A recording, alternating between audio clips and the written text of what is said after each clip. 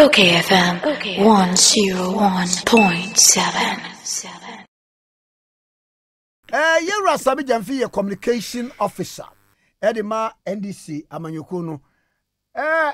Law memo achi. Ni abejoso. Na boko die. Onyame di ache. Na why lawyer need you memfa mfisi? Papa sofo Owusu Bempah. Asamu aba kodi court yede ni tumu de di nkan ema yede ni court ya remand no 1 week. Na enra na making kind daily graphic reportage a wode baye according to the police for ekan ye utie mu a papa ne boys na wo mo brand sheet tuo ewo eyino eda ho na afei wosaba wo mo se wo mo kan se okwa agrada afie ekose obenyano a obekunum ne ade nti madwini koye me na kakra ejame ni mmerei se ene complainant no wone hwan ena de aba beduro yin so etesei na woso wodo anu tumbia sei na obeka no wada woroma kwa me das didi kai mamentia atiefu nyina asem we babonten yemu bi obi beka se na ebeye yede because ye ndc for ye ndc penny for ye nyina yesu nim se osofo penny Owusu Bempah anya dia wone ndc party ene ya papa yurajo mahama adini yi kura emre twem nyina no yenim ensemu a wakafa ye ho as a political party ensemu a wakafa ye papa ho enya no pay na mesan so aba biti mu biem because ye nyina ye ensemu but the bottom line is enya dia ye ne tie essence the odi ayeye no na emu ayeye pa ya de emu ayeye pa enti azemi bae no obia expect say NDC for ye kasa Sammy Gyamfi be kasa na ya kasa o ayeye de se osofo penny Owusu Bempah na de emra ache no na ne ho kire no na ya condemn no more sembrani ni because say any more obi boa say you that is what ubia expected. That is of course I mean nyina no in that direction. Now I must confess that me no if it just no cry no na me was adren no say hey we dey papa ya we dey ni kan semwa kesi ato ye papa jo mama so your mama nsa ye moja jo mama ye we ene ne dey ni ho aka adwani. But kwame if you nura bisinne minyanto wase ede masoto fom ehwehwe nsem ni mu no de mi hu no kwame ani enyan na adwea Ghana for binum especially me am party for ni nuanum binum adwea momo semtro for binum manya because e binum na de sa adwea na say team as adwea ne say emra na eye adwuma no minua enye mra bia na eye adwuma kuti enye mra bia na eye adwuma enye mra na eye adwuma oh David cry aba we almost let the law take its course. Oh masa meba eno de obroni si eye smoke screen eye crocodile the job ye nyina deceive we bi oh mra na eye adwuma so bi amro mra so ye na Owusu Bempah otan NDC ne jo mama waka de ni mato ye so ne ho aka adwamu a hurray ye nyina no we were falling for that kwa me adwuma wa ya che krom ha sa sembe to ho na wan hwehwemu yie na wo de ok sorry ku di akira wa hwe ya na obi agenda wa hwehwe e na wo akọ na mana ye be na wo se me kan na ansa ne mesi so otis wo bi ye tum ka kwadi akire di akire na do so mu na hwe ya se di enti di ne ta akire di ne hwe akire ye ka akira wo nko a wo di ne se akire wo ye me person ne omo tie mi na tie mi na ma record so capture and I will be proven right on this matter. Sir, Nemen Kasakwa, enye mrebia na ye adwuma kuti. And enye IGP bia waba or ye no nonsense IGP bia na ye adwuma ye manefa and it's got nothing to do with any IGP. Hey, I'm telling you, it's got nothing to do with any IGP. Sir, so Mampenya Kufuado ma ho kwan. Dr. Bawumia ma ho kwan so Owusu Bempah ye say IGP PN will be channel. Hey, I'm telling you this today. No, I'm not hold on. No, the kwame asem no I feel the phone na fe kra na ye bobo bank. Nyan sa chenwo. Nyan to was here. Mate. Worry ya no amamba abem. Me na me wo wadwe ni bi o. Ba me sin hwehwe mu amaye no. Eno na ama menya adwen sakira. Say number 1, enye IGP bia o ye no nonsense IGP. Eno no memra ye adwuma. Emra bia ni we ye adwuma huti. Eye adwuma na bi no mahwehwe. I mean, Owusu Bempah is not my friend. He's a man of God. I've had issues with him. Obianim, Edu Meju Krano, Jinan the pulpit, so Dim Atem, Obianim. I will be the last person to defend him. But as some ba nano krewa seminimu nebinum per se, or modigna political capital be our own deserve. I was here for one to man. Because all this talk about rule of law, it is just a smoke screen. Koko the John, and your rule of law be an area juma. Me bisao, and some of my questions in one casa. The rule of law, the area juma dia. Nay, Bawumia, nay, chairman of police council. Nay, your Mampenya Kufuado, nay, commander in chief of the Ghana Armed Forces. No way, this Akunyano for 5 years, Nidia. And yet, Owusu Bempah Nyama, why you groom her? Quite do a model body, say you move it one.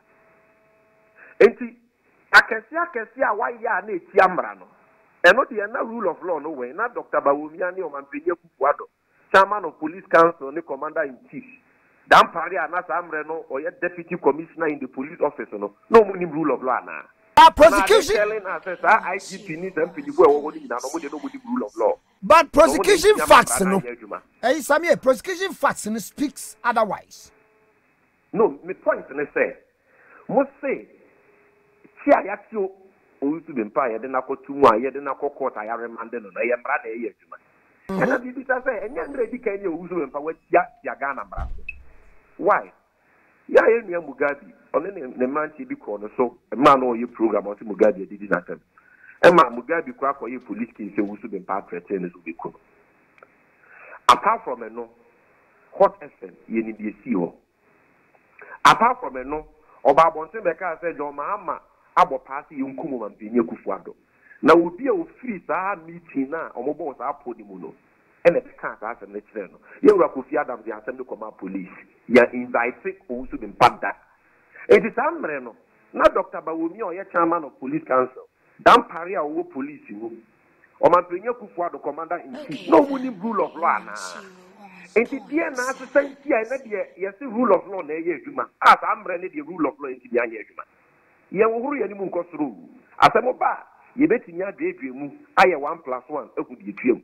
If rule of law na ye adwuma dia, why now adena what if the see here Mugabe ni power the see here the ensem wa waka good your mama say moja ebi kwa report to my police and to omo san friend da na de omo ye nyina meba so aba be chichi mu no na de say rule of law enti ebu ye rem ene ne ya de digai.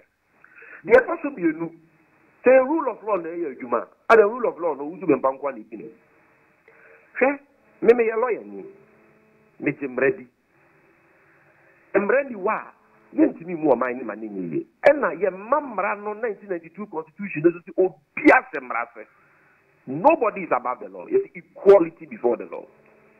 It is also been powerful na mrani ni obia ni problem. But what about Kennedy Japan? Or no what threatening Semtroni with harm?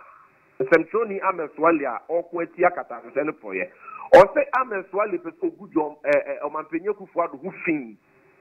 And unti only niana your own food in Abba. Why would she will be an obomo nabra no bejisika? And I'm swama Ameswali Renenkwa, you could be any. Kennedy Japan Kwano Sunim, or said you could no answer Jabo. Police won't pay you for him, so more protection. Sansem we nyina koso ade na mra no nya adwuma crime na expiry date minia krom ha ye wo mran MPP for titire kuofo ma attack a court of competent jurisdiction ye ni mo krom ha crime ni expiry date they were fined no nonsense person or be a rule of law what no ya fa ho what about ya was we so go double mu anyambran se mo di ye ni pa yi mo prepare. What about my comfort no yesika gari no? Ono di obro mra so ana. Oh, she was convicted to a fine. Oh, massa. Obi ye sika gari a ono adia tumu say ya zan no ya di amanfu sika was a fine. Ye fine anything. That's 30,000 kakra. Ah. Asemwe. Wasemwe obi aye adwuma for how many years? How many years no why is adwuma we? No adia tumu say adia na na fraud. Na wo fu di fraud amanfu a ye ma fine. Ubi za wo kwame nkroma tikeze na wo da ne ho comfort na wo di fraud amanfu wo grom ha. Nka ye be ma fine. Kasambre wo de siase. Enti wo de esi wo krom ha na police ni panyi di esi na nka bruce. Ye bo no man panyi so ye Jubilee House. Eno de etwam ho, eno the rule of law no apply. Dan pare wa ye ho de. Bawumia ni o man panyi kufu ado aye ho de. Say a rule of law na ye adwuma kasa nyema ni nyina no we see signs. Said they are working on it. Can you Owusu Bempah? So the second point I mentioned on it is the way this so-called rule of law is even being applied selectively. Any rule of law be a wuti. Then the rule of law and you Owusu Bempah born near power why and can you wear? Where the almost say na why almost say on the comfort in the answer and a casacasa boom comfort or moody or more watem and I say yes what could comfort the scene as what threatening with it. And no so cry no say no say okoko no bisa say who is my adversary and now because be a complainant and 1 year. Oh yes, comfort na for complain. Oh sir, no idea to move on your fraud na for you. But I don't even want to go there. Okay. The person says say a rule of law na here juma. And can yes ask them way in give ma ready Owusu Bempah. In someone what can mahama pa e obi abopa si onku Ghana man penyi your commander in chief.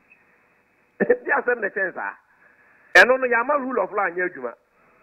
Na Okonfwa, Owusu Bempah in the rule of law in the Yajuma.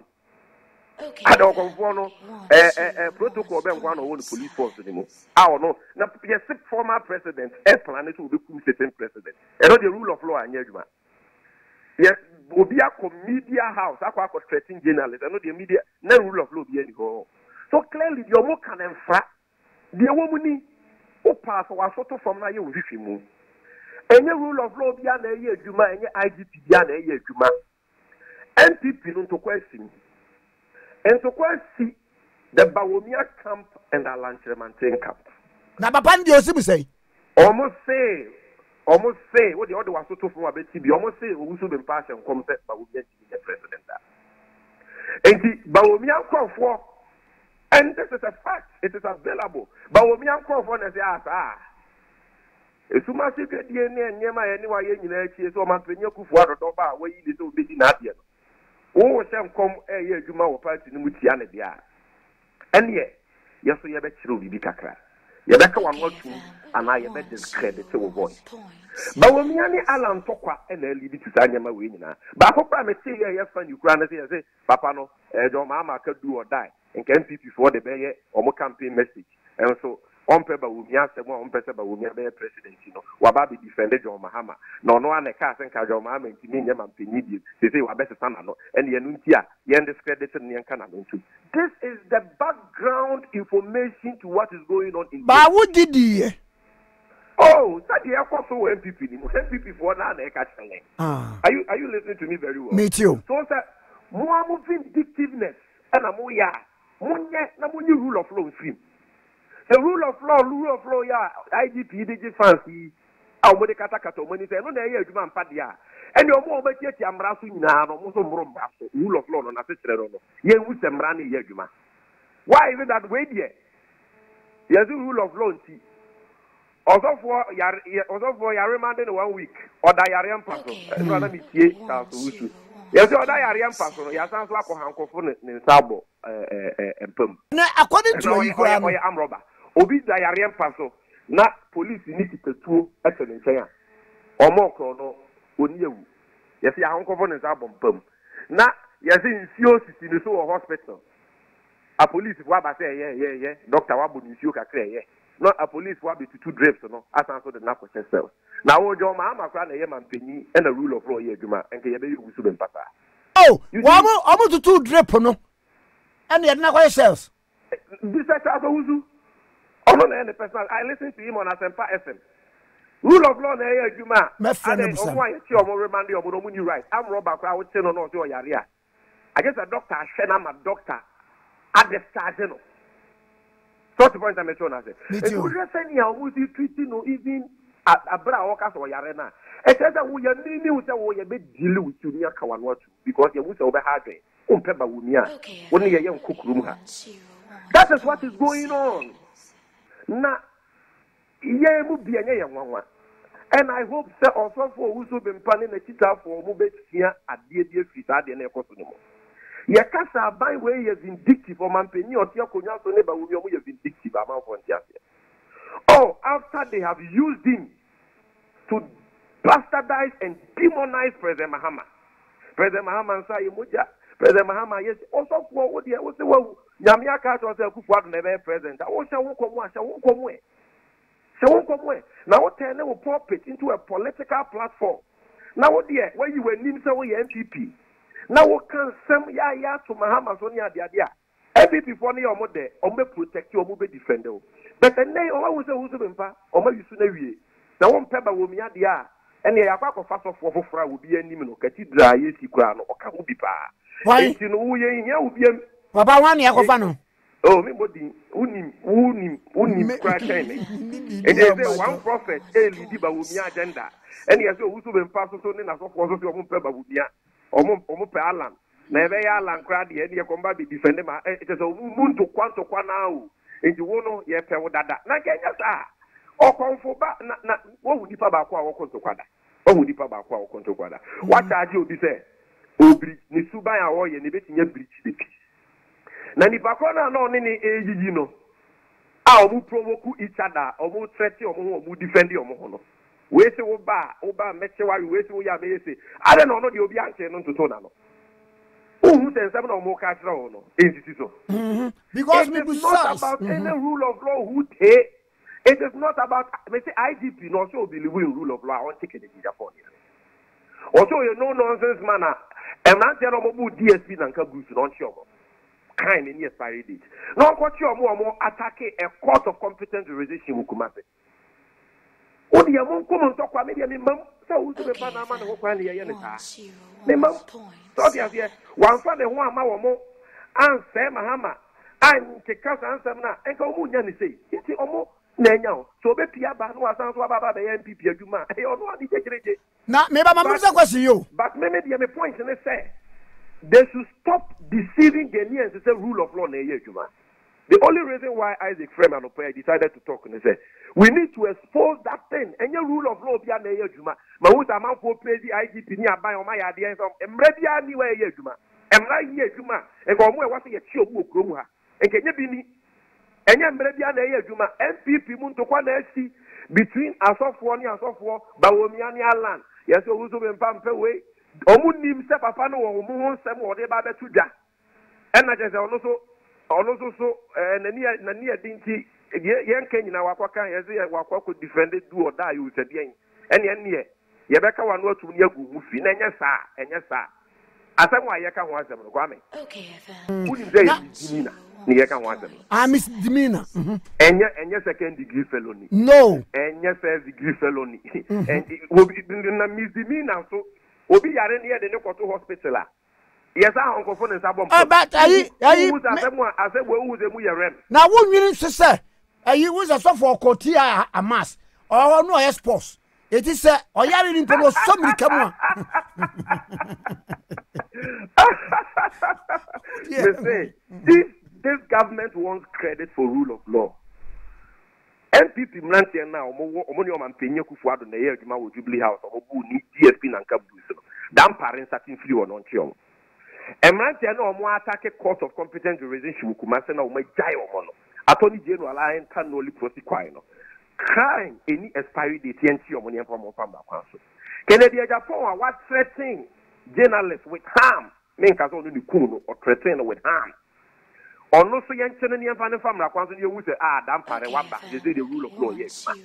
Kennedy Japan say a police won't pay you for him, you coon, I'm a swally, but you are protecting him.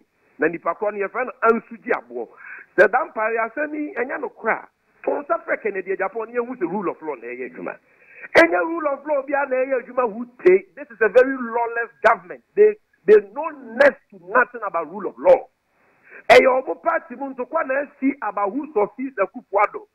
And the Kufuado in the Bawumia, especially the Bawumia camp who say, Owusu Bempah come, say Yentini, MD Akunya. Yeah, what power Owusu Bempah come be British. And send ya your Kato Mahama. So be that is the difference between the NDC and the NPP. That is the difference between John Mahama and Oman Penya Kufuado.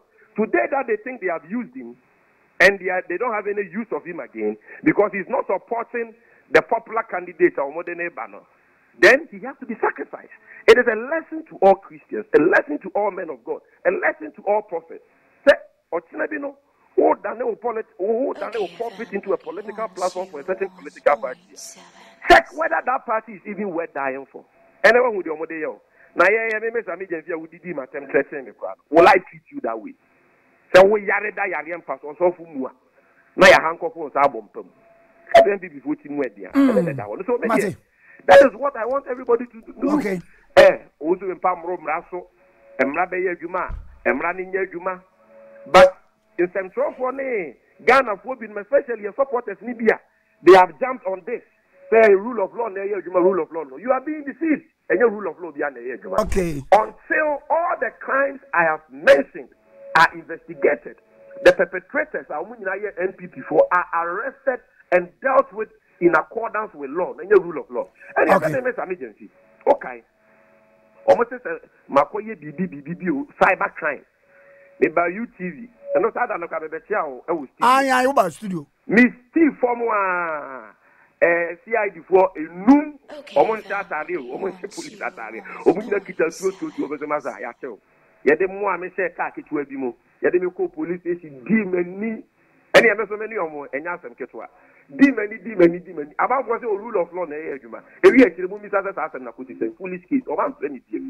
Okay. Foolish kids. And the fact that police actually be yes, say, why you're born here, the neighbor court and the rule of law. Sometimes the law can be abused to settle personal scores for vindictiveness. That is what is going on. They don't deserve any credit for rule of law. No rule of law be now so for no of you fear or no one be free say obetu no for now at the fear also we fear because right now no the true colors of certain people. This is not the time one maybe I condemn on will be any maybe position about Reverend Owusu Bempah. This is not the time I may condemn on. Okay. But because I will not wish how he's being treated even for my worst enemy. Omanpenye Kufuado Krano. Yet Seno. Now if you are Yarena, you're the hospital. I think I say a whole president of Omanpenye Kufuado and more. I will not even wish that for President Kufuado. How much a man of God.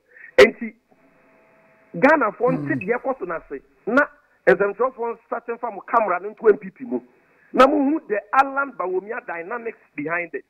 And Dr. Bawumia, when I make a cut, when I made a phone. And see, Ajobre, you know what you will be channel.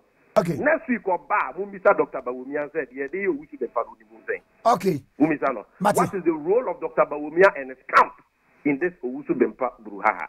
Now, if you believe that, or conform bano, yes, it's your evangelist, you know. Or no, not some check and alcohol. Point of correction, or evangelist, yeah, evangelist. Evangelist, oh. And now we are a politically new fight. Who say that evangelist, no? Kwame Yakano, San on any year. Last 17 years, that was of what this idea, and now politics, no, Unimu. Medasi, that's a medasi. Yeah, now, either way. Oh, Papa, and a Gyamfi. Yeah, young Quasran.